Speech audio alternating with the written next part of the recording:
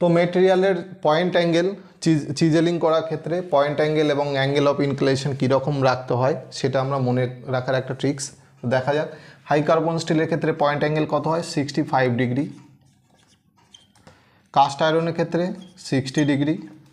Mild স্টিলের ক্ষেত্রে point angle হচ্ছে 55 ডিগ্রি। ব্রাশের ক্ষেত্রে 50 ডিগ্রি।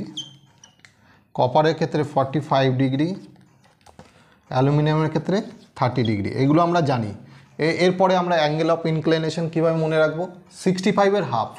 হাই কার্বন স্টিলের ক্ষেত্রে 65-এর হাফ হচ্ছে 32.5 প্লাস হচ্ছে 7, সবার সাথে 7 অ্যাড করব।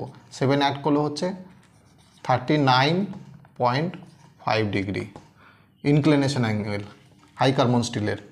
তো এখানে 60-র হাফ হচ্ছে 30, এর সঙ্গে 7 অ্যাড করলে 37 ডিগ্রি। এটা হচ্ছে আমাদের কাস্ট আয়রনের ক্ষেত্রে।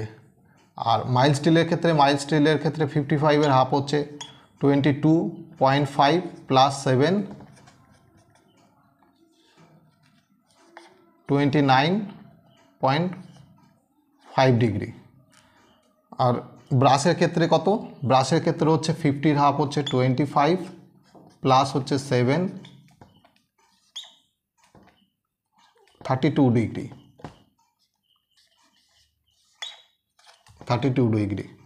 45-এর হাফ হচ্ছে 22.5 প্লাস 7 29.5 ডিগ্রি।